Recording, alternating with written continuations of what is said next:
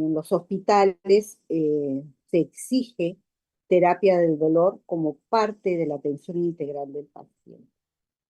Los avances en el tema de terapia del dolor y en el tema del conocimiento de los tipos del dolor, los orígenes y el comportamiento a lo largo del tiempo de todos los tipos de dolores protopáticos, críticos, dolores neuropático, crónicos, dolor oncológico, en fin, es gracias a los avances en el conocimiento de la fisiología del dolor.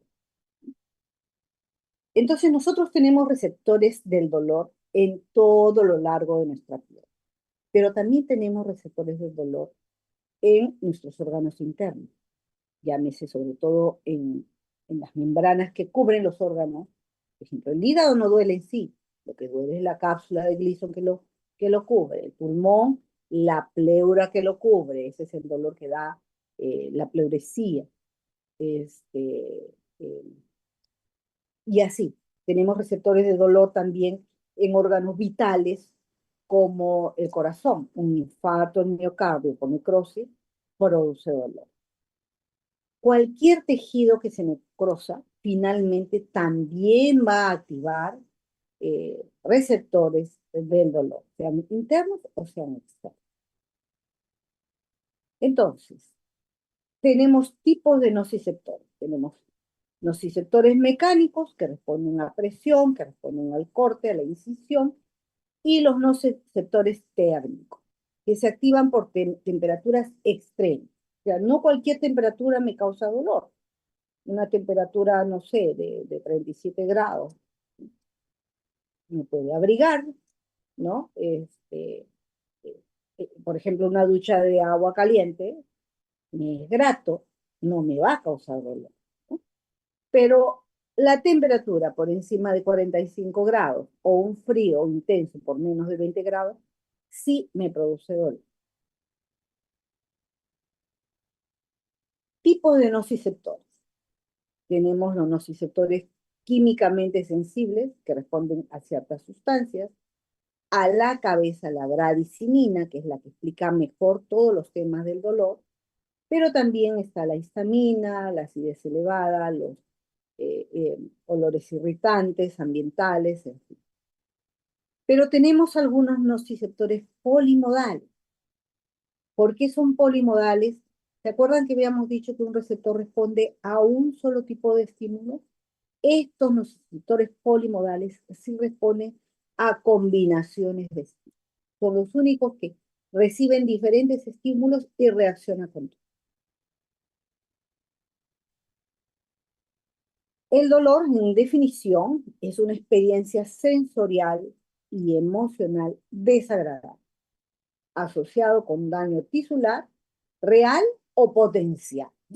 Puede que todavía no haya un daño tisular, pero está a punto de haber un daño tisular, ¿no? Entonces, este concepto es importante, porque al decir que es una experiencia, significa que para mí el concepto de dolor, lo que para mí me produce dolor, no necesariamente para otra persona le produce dolor, porque ven que dicen que las mujeres son más tolerantes al dolor, eh, igual en los niños, en los ancianos, y entre personas de la misma edad.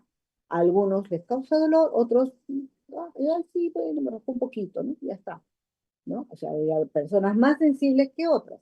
Cuando ustedes hagan su experimento de laboratorio, por ejemplo, cuando han hecho el tema de la estimulación del TENS, hay algunas personas que ya se incomodaban cuando avanzaban a 4 o 5, como hay algunas, los chicos al menos que iban hasta la totalidad del estímulo y no sentían mayor molestia, ¿no? Entonces, como hay esta variedad en, en, este, en qué es el dolor o cómo es la experiencia para mí o para otra persona, hay escalas de dolor, hay diferentes escalas de dolor. Esa que las muestran en la figura es la que se usa más con niños, ¿no? Con niños y con personas que no se puedan comunicar, ¿no? Y según la carita, porque uno le acerca esto y le dice cómo te sientes y va a señalar la carita, nos está indicando qué tipo de dolor está teniendo, ¿no? El dolor agudo tiene inicio súbito, por lo general. Generalmente un dolor agudo es una cosa repentina, me caí, me raspé, me fracturé, me quemé, me hinqué, me corté, inicio súbito. Y desaparece durante el proceso. ¿Por qué desaparece durante el proceso de curación? Porque esas dendritas, esas terminaciones libres que vimos como receptores, se reparan en el proceso de curación y entonces deja de.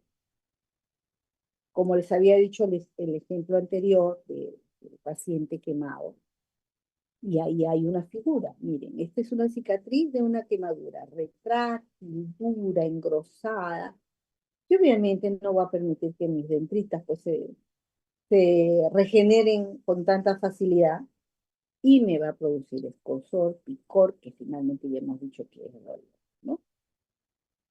Si tengo una torcedura, pues inicialmente, seguramente las primeras 24 horas me va a doler mucho, después empieza a aliviarse mi esguince y empieza a desaparecer el dolor. Si me hago una cortada porque me caí en un suelo un poco irregular, y eso los varones deben tener mucha experiencia jugando fútbol que les pasa este tema, eh, cuando se produce la herida cortante, se produce el dolor y luego ya pasó el dolor. Cuando van a la emergencia para que les laven, al momento del lavado vuelve a aparecer el dolor, ¿no? Es porque se han cortado las terminaciones nerviosas y por eso es que desaparece. Pero luego ya les ponen algún analgésico, le sutura, luego eso se cura la piel, le retiran los puntos, pasa el tiempo, se regenera todo, desapareció el dolor. ¿Por qué no desaparece el dolor inmediatamente ante una reacción como una quemadura? Porque es un medio de protección. Si no tuviéramos la sensación del dolor, nos haríamos mucho daño.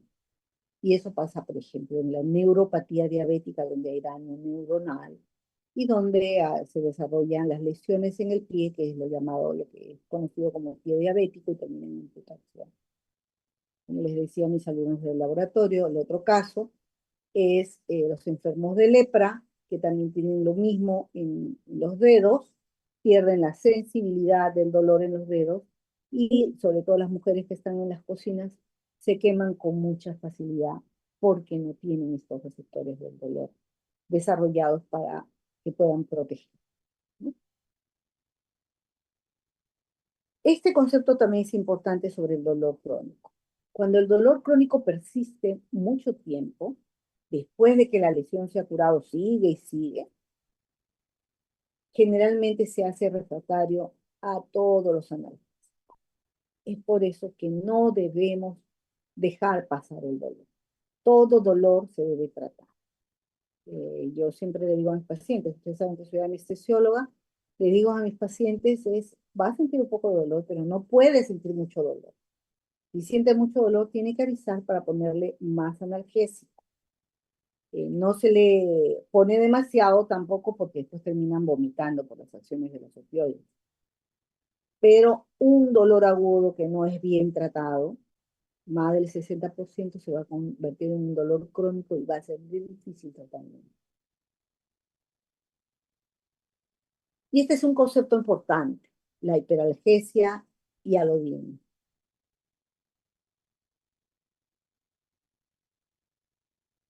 Cuando hablamos de hiperalgesia, nosotros tenemos que pensar en, en una persona que siente dolor ante un estímulo que no le debería causar dolor. Ese es el concepto. Como dice ahí, es una respuesta exagerada a un estímulo. Y a veces ni siquiera es nocivo. El ejemplo más simple. Se fueron a la playa, no se pusieron este bloqueador, se broncearon, estuvieron felices, llegaron a la casa, están todos colorados o coloradas y no soportan nada, ni la sábana, todo les causa dolor. ¿Por qué? Porque hay una hiperalgesia.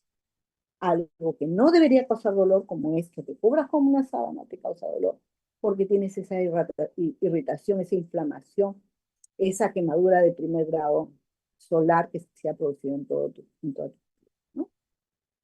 ¿Y qué pasa aquí? Los tejidos lesionados liberan esta sustancia, sobre todo la brancimina y la sustancia P, que cada vez está más estudiada, causa mayor relevancia y parece que es la responsable de sensibilizar más las terminaciones nociceptivas. Entonces, ¿qué pasa? Esta línea de que es la intensidad de estímulo. A esta intensidad debería yo sentir dolor. Sin embargo, lo empiezo a sentir aquí. ¿Por qué? Porque hay una hiperalgesia. O sea, a un estímulo menor, yo ya estoy sintiendo dolor. Eso es la alodina. Responsables, bradicimina, sustancia P y de potasio.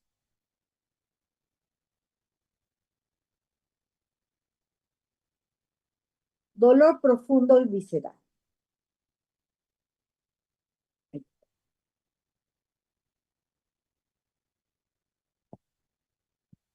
No sé si se ve, no se ve bien, ¿no? Bueno, ya, vamos a hablarlo igual. La principal diferencia entre el dolor superficial de la piel, todo lo que hemos hablado ahora, y el profundo que está dentro en los órganos, es la naturaleza del dolor evocado por los estímulos nocivos, ¿no? Un dolor profundo visceral generalmente no está bien localizado y provoca diferentes reacciones, no solamente dolor, ¿no? Como ahí dice, provoca también náusea, sudoración, cambios de la presión. Ejemplo claro, un infarto agudo de miocardio, un dolor intenso que viene acompañado de sudoración, a veces de epigastralgia, a veces de dolor de la mandíbula, del brazo izquierdo, un dolor que no está bien localizado. ¿Y eso a qué se debe? A que muchos de estos diferentes lugares, por ejemplo, en el caso del infarto agudo de miocardio, comparten las mismas vías hasta el centro integrador. Y entonces, al compartir las mismas vías, es que este dolor se hace que no se localice bien. Por eso es que cuando una persona viene con que le duele el estómago o le duele intensamente la mandíbula o el brazo izquierdo, inmediatamente se piensa en la posibilidad de un infarto agudo de miocardio, porque esos dolores viscerales pueden ser referidos, como vamos a ver en la siguiente lámina. Entonces, los nociceptores están presentes en los órganos viscerales, pero están más dispersos que en las estructuras somáticas como la de los dedos, que está ahí son tantos receptores que sabemos exactamente en dónde nos están tocando o qué estamos sintiendo. En cambio, los receptores de las paredes de las vísceras son sensibles a la distensión. Se produce una obstrucción intestinal y se dilatan los intestinos y empieza el dolor. Pero es un dolor, no sé, me duele acá, me duele todo el abdomen, ¿no? No soy capaz de señalar exactamente dónde se está produciendo la lesión.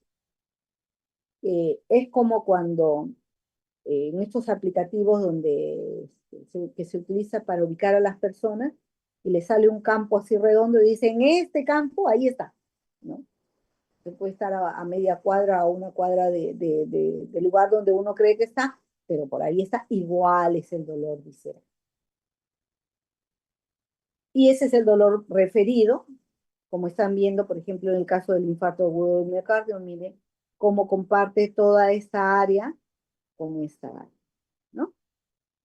Entonces vamos a leer ahí. La irritación de un órgano visceral a menudo produce dolor que no se percibe en el mismo sitio, sino en alguna estructura somática que puede estar a una distancia considerable, digamos, el corazón, que tiene que ver con el maxilar. Sin embargo, comparten. Mira esto, acá dice corazón también, ¿eh?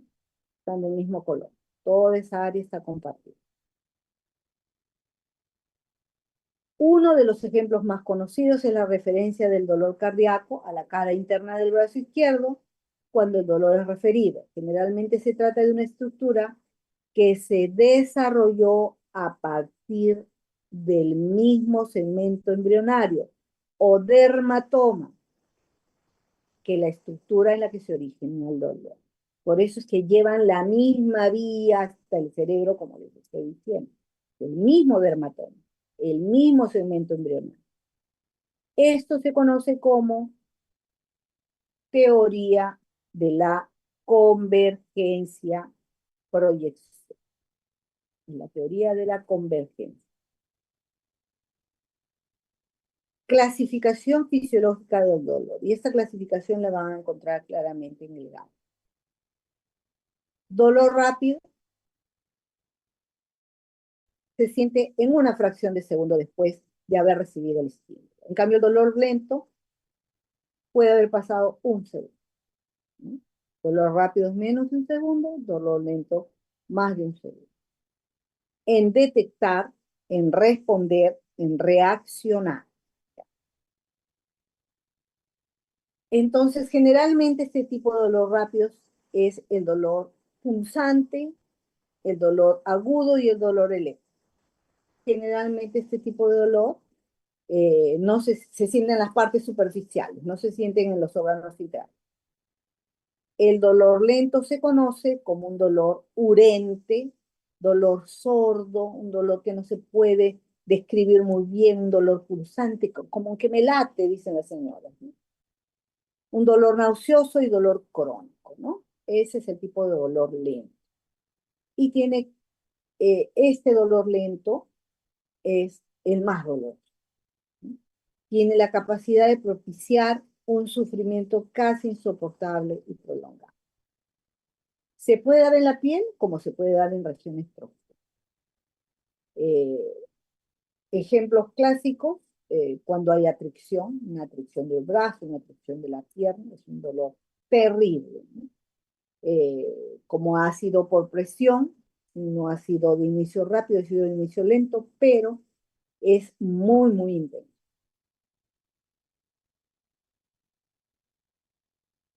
Los receptores para el dolor, entonces, volvemos a recordar, para que no se olviden, son terminaciones nerviosas libres y se encuentran por todas las capas superficiales de la piel, como también de algunos tejidos internos como el periósteo, las paredes arteriales, las superficies articulares, las fauces y la tienda en la bóveda craneal, ¿ya? Generalmente cuando tenemos las cefaleas, los dolores de cabeza, lo que duele son los espasmos vasculares o los senos venosos y la distensión de las meninges. Eso es lo que duele. El cerebro en sí. Esto es más de lo mismo, la transmisión del dolor rápido, sigue los nervios periféricos hasta la médula espinal a través de las fibras tipo ADL a esta velocidad, 6 y 30 metros por segundo. Es muy rápido.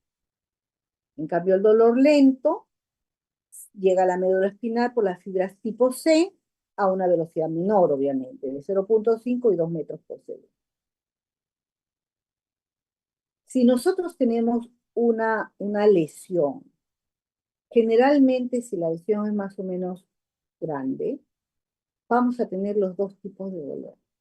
Y hasta vamos a tener una sensación doble de dolor. Y es por estas velocidades. Uno va más rápido, el otro va más lento, entonces como que si me estuviera doliendo doble, ¿no? Algunas personas son capaces de describirlo así, así como estamos diciendo. Me dolió dos veces. Primero me dolió y después me dolió más, ¿no? Una cosa así. Al entrar en la médula espinal, procedente de las raíces medulares dorsales, porque ya vemos que ahí está el centro integrador del dolor, las fibras para el dolor presentan neuronas de proyección que van desde ese centro integrador hacia el cerebro, ¿no? Y acá tenemos las vías. Tenemos dos caminos al encéfalo. Un camino es el fascículo neuroespinotalámico y el otro es el paleoespinotalámico.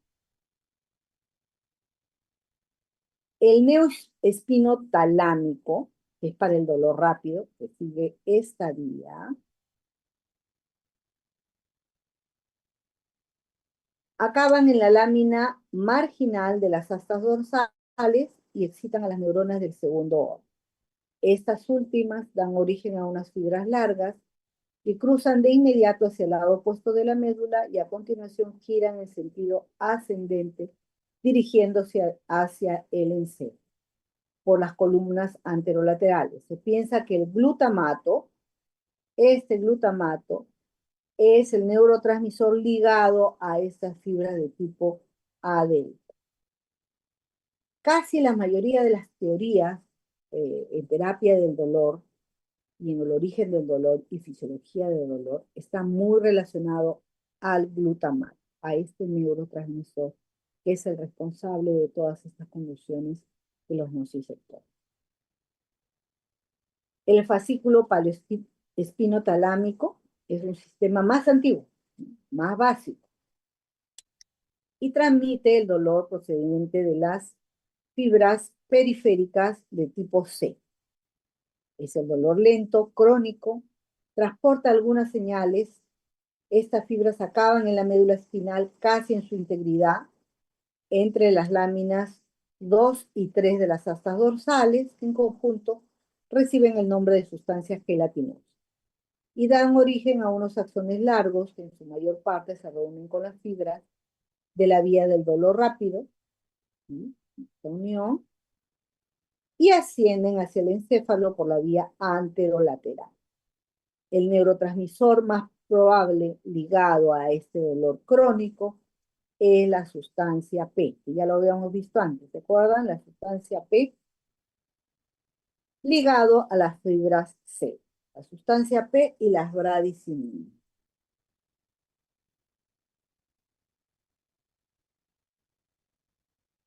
Pero también tenemos un sistema de supresión del dolor. Algo en nuestro organismo que trata de defendernos, que trata de protegernos, que trata de aliviar ese dolor, que trata de producir sus propias sustancias para calmar el dolor.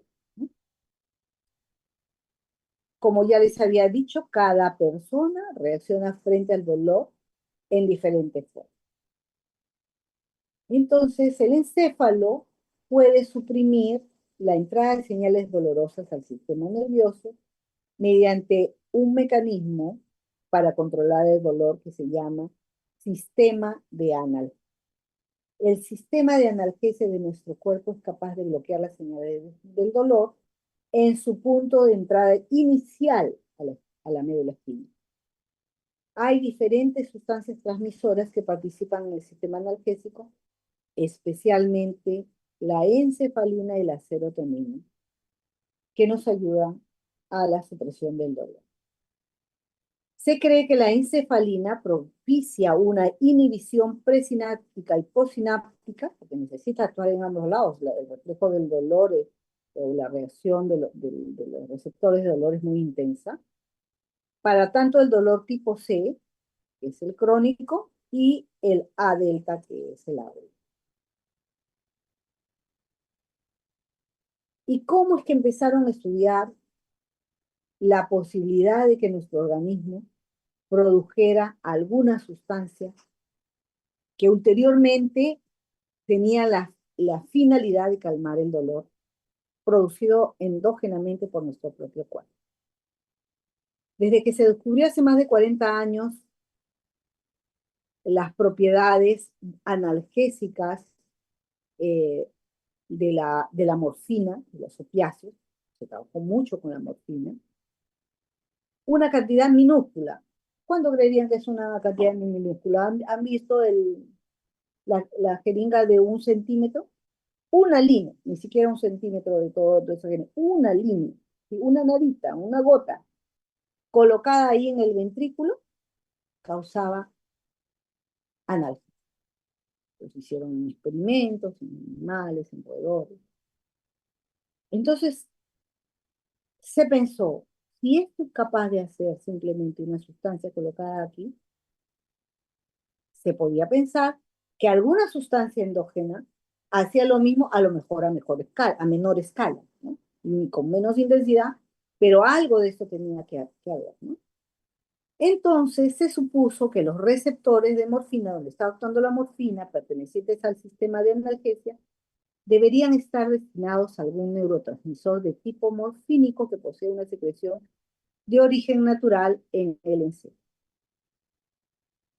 En la actualidad, ya después de tanto estudio, se ha descubierto alrededor de una docena de esas sustancias.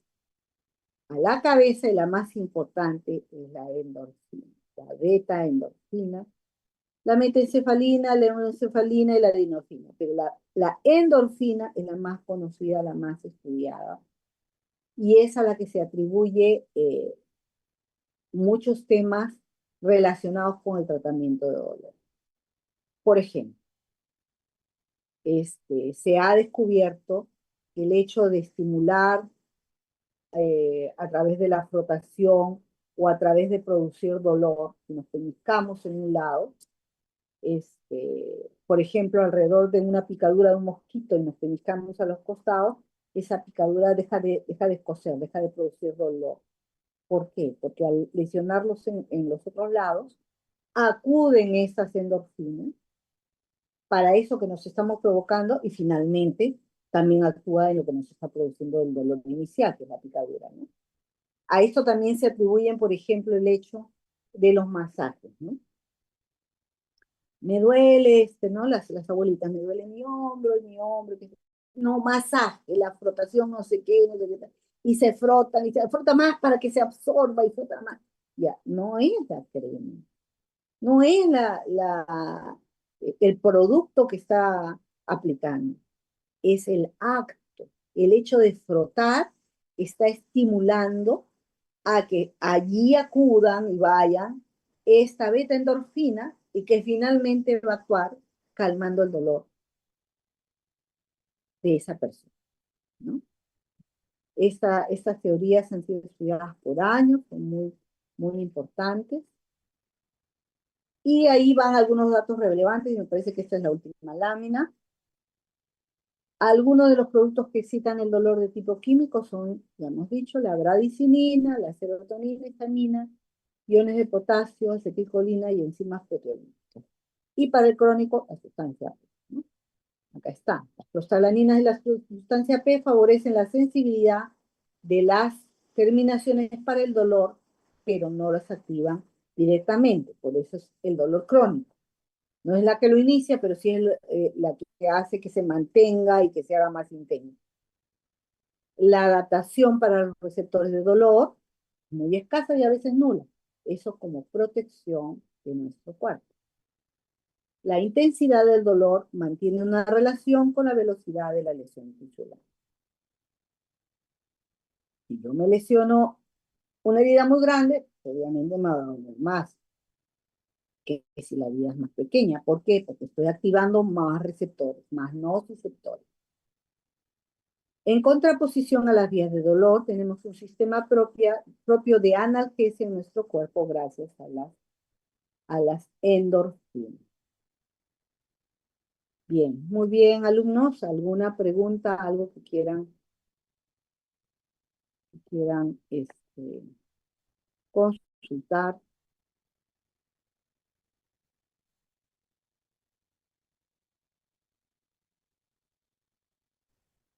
Por ¿Alguna el momento, pregunta? profesor.